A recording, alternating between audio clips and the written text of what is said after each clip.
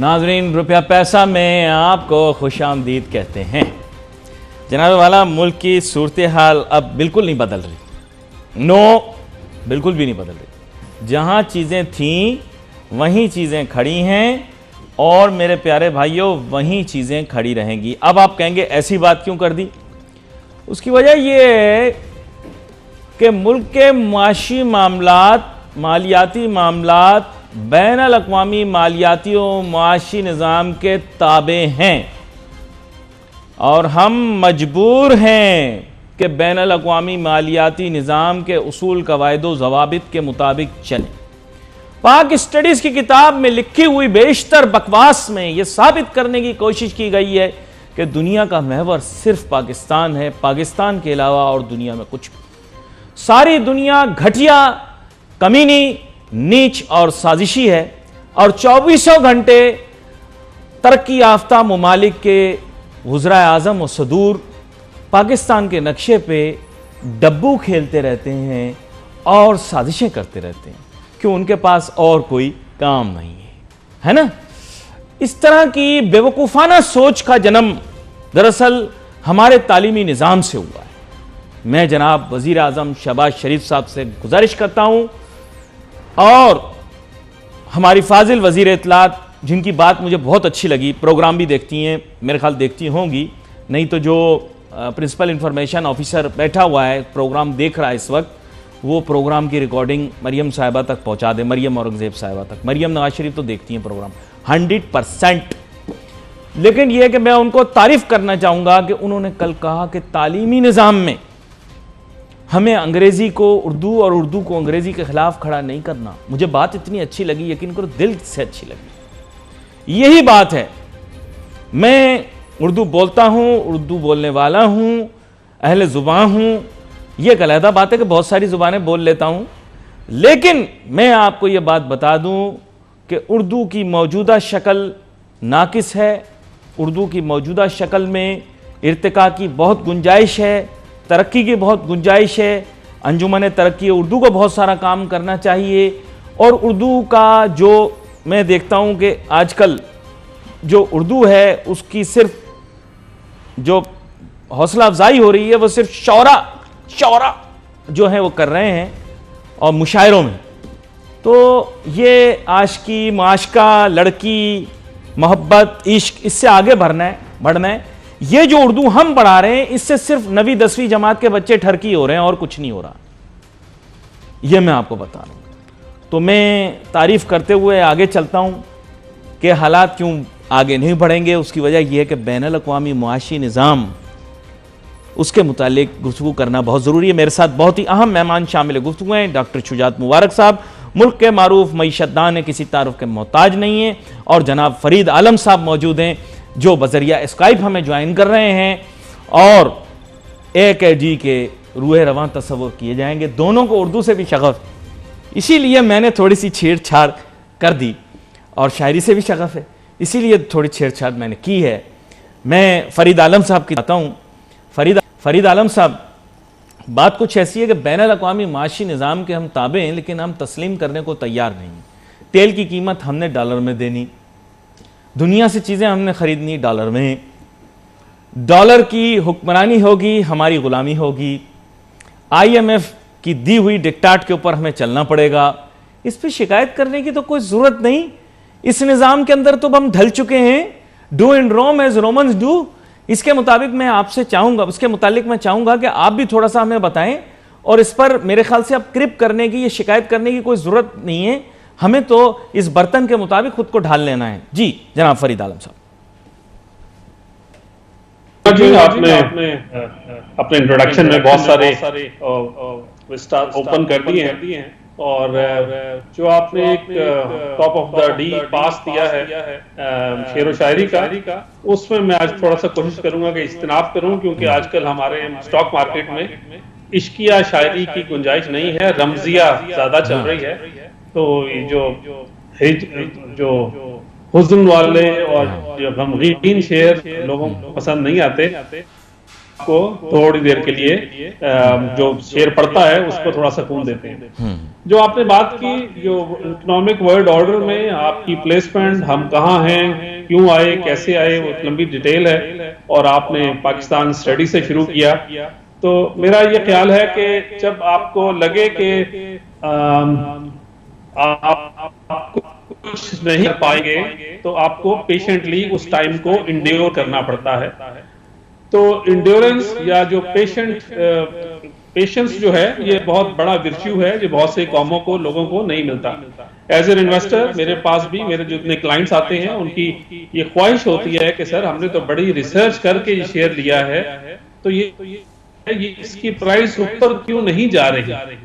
तो मैं उनसे ये कहता हूं कि आपकी ख्वाहिश अपनी जगह, देयर आर टाइम्स, और हमारे यहाँ वो टाइम जल्दी जल्दी आते हैं कि जहां आपकी रिसर्च, आपका एक्शन बहुत ही एक इन्फॉर्म डिसीजन भी वो आपके प्राइस इन्वेस्टमेंट को कंट्रोल नहीं कर पाता। ऐसे मौकों पे आपको थोड़ा सा सब्र और शुक्र से काम लेना पड़ता है, बिकॉज स्टॉक मार्केट का एक सबसे बड़ा मसला पूरी दुनिया में ये है कि आपको रियल टाइम बेसिस पे आपकी मार्क टू मार्केट की जो नेगेटिव लॉस आ रहा होता है वो आपको हॉन्ट करता रहता है। अनलाइक रियल स्टेट इन्वेस्टमेंट, जहां आपको जब आप बेचने जाते हैं तो चलता है पता कि मेरी इस फला इन्वेस्टमेंट की या लैंड में, प्रॉपर्टी या बिल्डिंग में क्या सामने से मुझे बिड आ रही है। तो कमोडिटीज और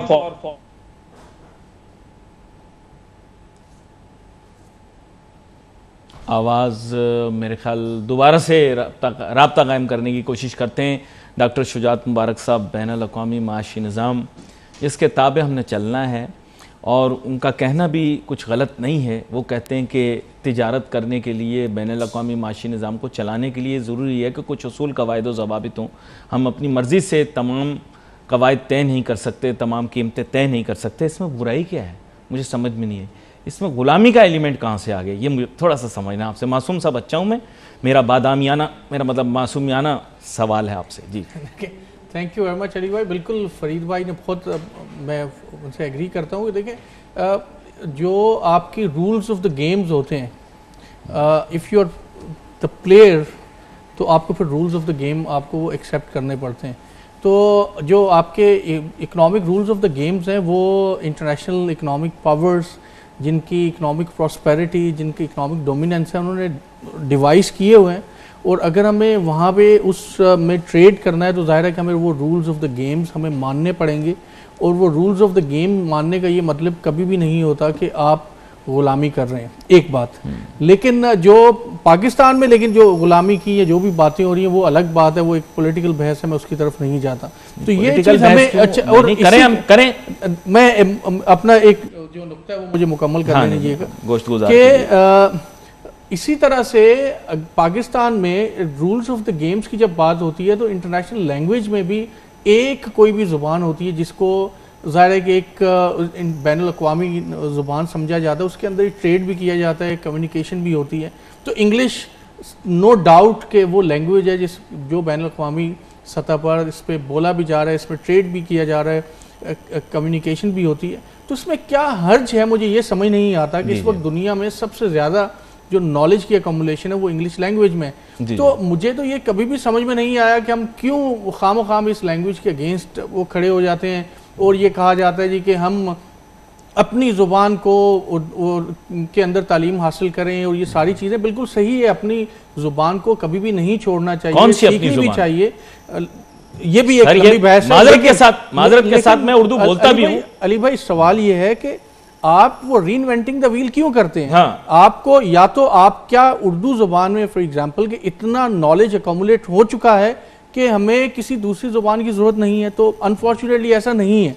तो हमें अपनी ज़ुबान के साथ जो बैनुल अक़वामी ज़ुबान है वो भी सीखनी चाहिए और उसकी तरफ भी जाना चाहिए। तो ये बाइस्ड हमारा जो एक नज़रिया है, मैं तो बिल्कुल इसके खिलाफ हूँ, ये मेरी ज़ाती राय है। अब आ जाते हैं कि पाकिस्तान, मुझे एक छोटी सी ब्रेक पे जाना है। मैं आपको बताऊं कि बरतानवी अंग्रेज़ी शायरी जो है वो तामीरी शायरी है और हमारी शायरी 95% ठरकी शायरी है उर्दू की। 9वीं 10वीं जमात के अंदर अगर हम पढ़ाएंगे, नहीं 9वीं 10वीं जमात में अगर हम ये चीज़ें पढ़ाएंगे तो मैं आपको कंफर्म कर रहा हूं, अभी तो चंद लड़कियां भागी हैं ना, बहुत सारी भाग जाएंगी। नहीं, आप ये मैं वापस आते हैं ब्रेक के बाद। ये इश्क की जुबान, इसके मुतालिक मैं ज्यादा नहीं बोलूंगा, लोग मुझे बुरा भला कहना शुरू कर देंगे, फिर मुझे शायरी करनी पड़ेगी। और मैं आपको सबीना मोहसिन का एक नज़म सुनाऊंगा। यहां पर एक छोटी सी ब्रेक लेते हैं।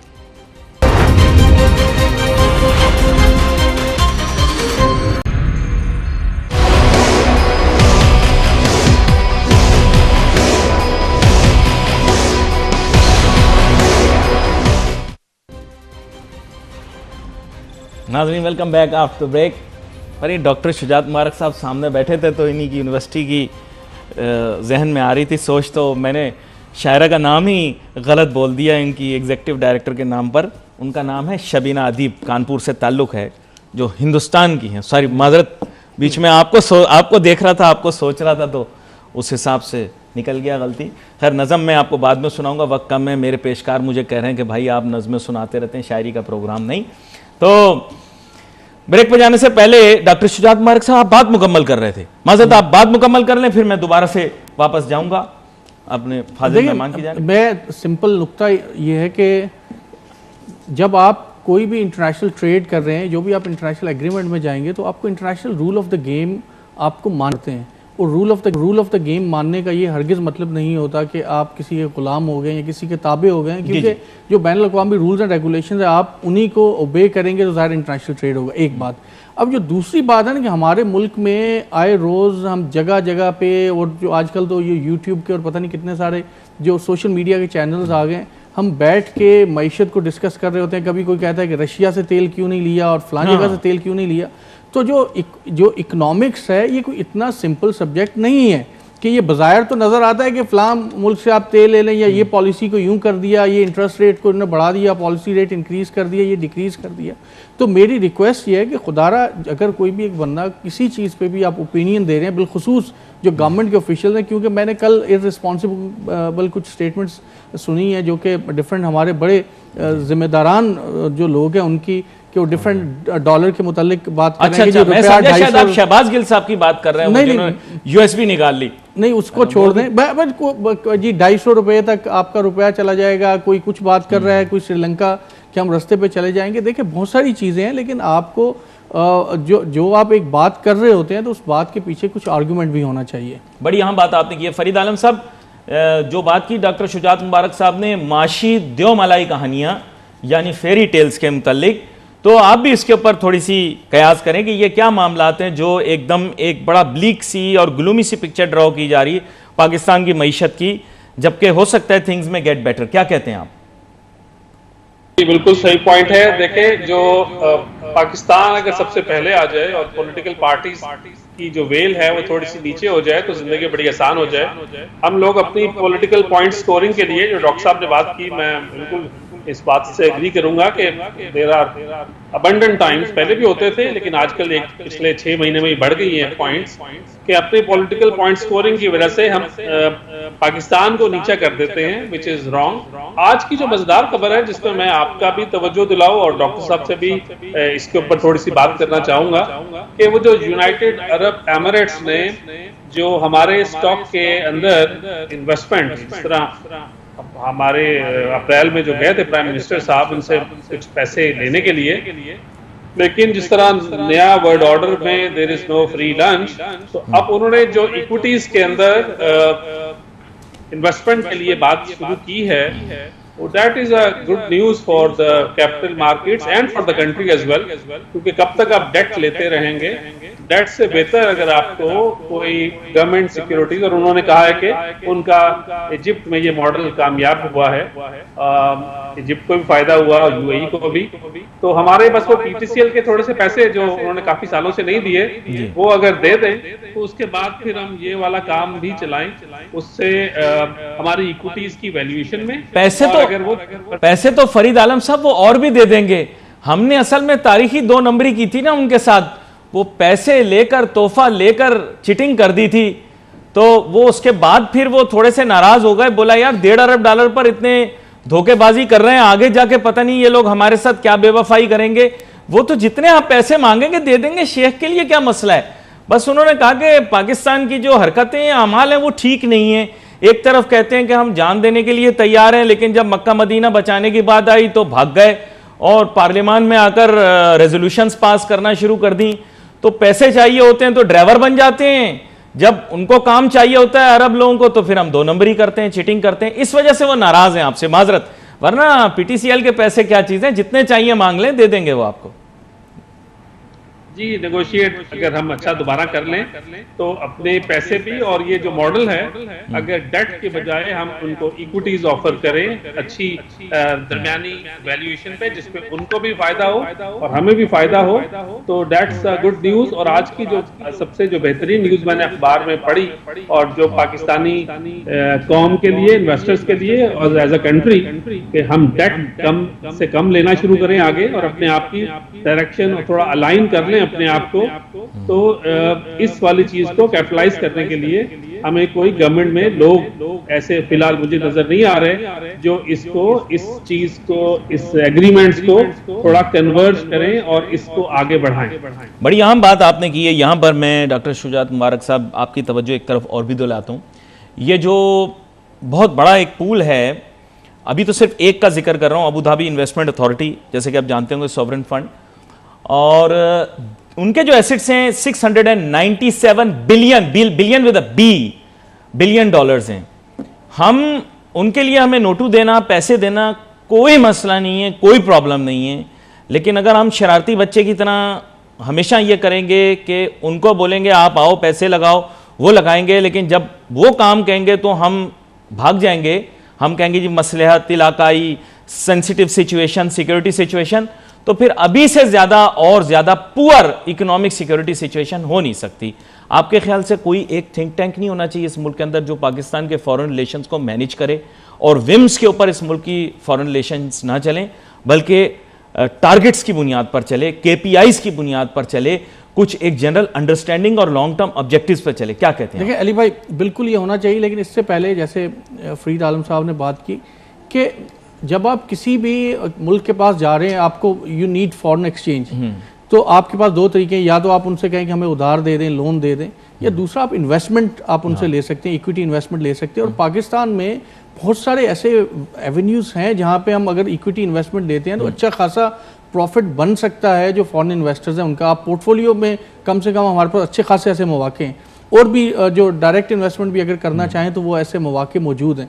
और अगर जो आपकी चाहे यूएई है या जो दूसरे ममालिक हैं उनको एक अच्छी इन्वेस्टमेंट अपॉर्चुनिटी मिलती है और साथ में आपकी गवर्नमेंट उसको गारंटी करती है, तो वो डेफिनेटली वो इन्वेस्टमेंट के लिए आएंगे और वो एक्सक्लूसिवली ये देखेंगे कि उनकी रिटर्न ऑन इन्वेस्टमेंट कितना बनता है, लेकिन और उसकी बेसिस पे आएंगे। अब साबिक फॉरेन मिनिस्टर जो थे गरगाश साहब, जिस दिन पाकिस्तान ने चीटिंग की थी अपने जीसीसी के भाइयों के साथ और धोखा देकर हम पैसे लेने के बाद वहां नहीं गए, उसके बाद गरगाश साहब ने जो रेजोल्यूशन, इमरान खान साहब आपको पता है धरना बैठे थे, धरना छोड़ के वापस गए पार्लियामान में जाकर बैठे, जाकर रेजोल्यूशन पास की, पाकिस्तान अपनी फौज अरब सरजमीन के यानी मक्का मदीना को, समझ गया आपकी बात। देखिए आप अगर पैसे नहीं, उसके बाद से अबू धाबी ग्रुप ने पैसे निकाल लिए पाकिस्तान से, निकाल लिए पैसे पाकिस्तान से। अगर इन्वेस्टमेंट होगी, अगर वो इन्वेस्टमेंट करेंगे for the profit purpose directly, फिर तो आप अगर आप उनको ये दिखाएंगे भाई ये इन्वेस्टमेंट कर रहे हैं, ये इसका प्रॉफिट होगा, फिर तो वो उसी तरफ सोचेंगे। लेकिन अगर आप ये कह रहे हैं कि आप मुझे फॉरेन एक्सचेंज दे दें, ये पैसे दे दें, उसके बदले में मैं आपकी मदद करूंगा, तो वो वही चीज एक्सपेक्ट करेंगे। मैं ये अर्ज कर रहा हूं कि जब आप किसी को फॉरेन इन्वेस्टर्स को आप इन्वेस्टमेंट के लिए बुला रहे हैं तो आप उसको रिटर्न ऑन इन्वेस्टमेंट पे रखें। जब आप उसके अंदर आप अपने बायलैटरल रिलेशंस को शामिल करते हैं तो वो फिर जाहिर है कि फॉरेन पॉलिसी के मामला not selling the return on investment, sir, you are selling the return on investment on the cost of your foreign policy. Sir हम कंगाले आजम चंद टकों के लिए आईएमएफ को मिस्ड कॉलें दे दे के पागल हुए हैं। उनके पास 697 बिलियन डॉलर्स उनके सॉवरेन फंड में पड़े हैं, कुवैतियों के पास hundreds of billions of dollars पड़े हुए, कतारियों के पास पड़े हुए। एक छोटी सी ब्रेक लेनी है, ब्रेक के बाद वापस आऊंगा। मैं फरीद आलम साहब से भी पूछूंगा, अरब नाक पे मक्खी नहीं बैठने देता, मर्सिडीज की बॉडी बदलवाता है, उस पे हीरे लगाता है, उसको गोल्ड का बनाता है, घड़ी खरीदता है रोलेक्स की, उस पे जाके हीरे अलहदा से लगवाता है। इन लोगों को रिटर्न नहीं, ये एक मुख्तलिफ माइंडसेट के लोग हैं। वापस आऊंगा डॉक्टर शुजात मुबारक साहब और फरीद आलम साहब के साथ इस मौजू पर बहस करूंगा। Let's take a short break.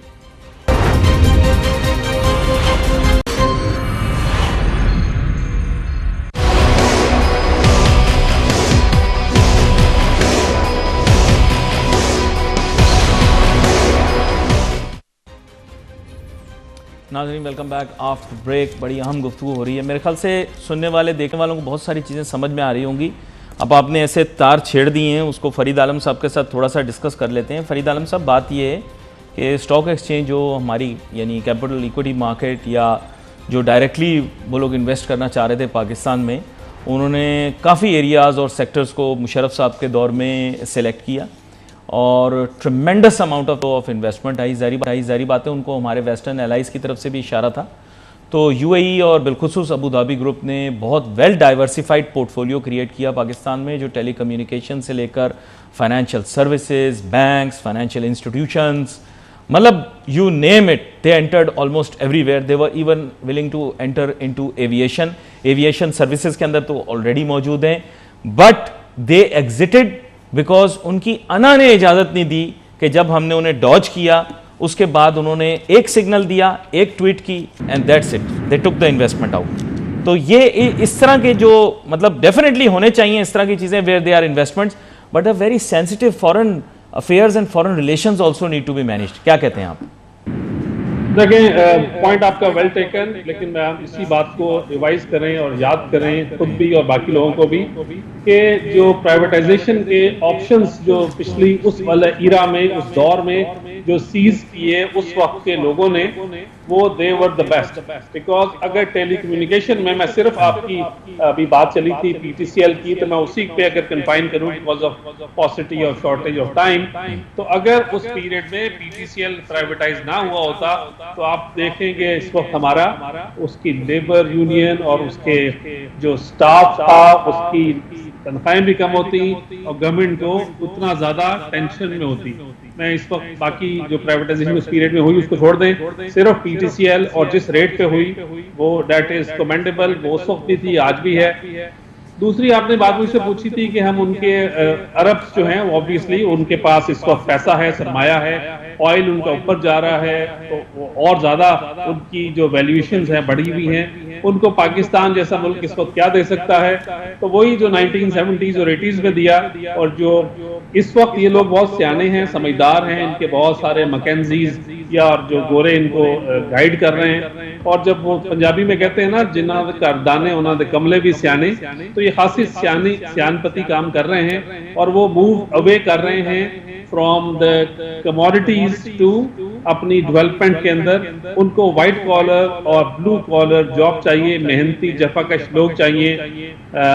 एक तो हो गई ना बिल्कुल ही रॉ लेबर, ये थोड़ी स्किल्ड लेबर, और इस वक्त हमारे यहाँ बहुत सारे इदारे बन गए हैं, मैं नाम नहीं लेता, लेकिन जो के हुनर सिखाते हैं। तो आई थिंक ये एक it could be a great signal from a brotherly Islamic country कि वो हमारे साथ थोड़ा हाथ बटाए और इस एटलीस्ट यूएई की तरफ अगर हम कन्फाइन करें अपने आज की इस पॉइंट को, तो ये investments rather than loan and ये जो हमसे जो प्रेफरेंशियल ट्रीटमेंट्स चाहते हैं, और इज्जत तो हम सबकी करते हैं। और जो मैं इस पे अपना कमेंट कंक्लूड करूंगा कि इनको हमने पहले भी सपोर्ट किया, और अगर ये डाइवर्सिफाई कर रहे हैं अपने आप को, और तो इन्हें मतलब बिल्कुल टॉप नॉच भी हमारे पास प्रोफेशनल्स हैं और हर एक मुल्क में हैं, लेकिन हमारे थोड़ा ज्यादा जो इनकी डाइवर्सिफिकेशन में इनको हेल्प कर सकते हैं उस पीरियड में। लेकिन हमारी तरफ से कोई बंदे ऐसे हों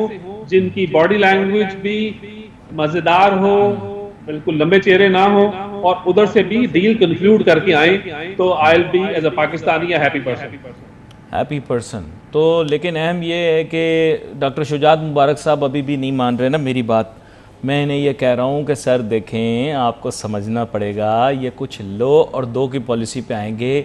इनको रेट ऑफ रिटर्न से इतना कंसर्न नहीं है, इनको ज़्यादा concern longevity of their own governments, safety and security situation, the threat from Iran and areas of influence जहाँ पे ईरान मौजूद है, वो इनके इश्यूज़ हैं। कंटेनमेंट, तो मैं बिल्कुल स्ट्रेट बात करता हूँ, कंटेनमेंट ऑफ ये जो एक स्पेसिफिक जोग्राफिकल और इन्फ्लुएंशियल रीजन है, उससे इनको कंसर्न है, इनकी सिक्योरिटी कंसर्न है। तो मैटर ये है कि वहाँ पर आप गो बिटवीन का रोल प्ले करते हैं, लेकिन हमने क्या किया कि हमने अफ़गानिस्तान में भी वो तुरुप का पत्ता लूज़ कर दिया और अरब कंट्रीज़ के साथ भी वो तुरुप का पत्ता लूज़ कर दिया।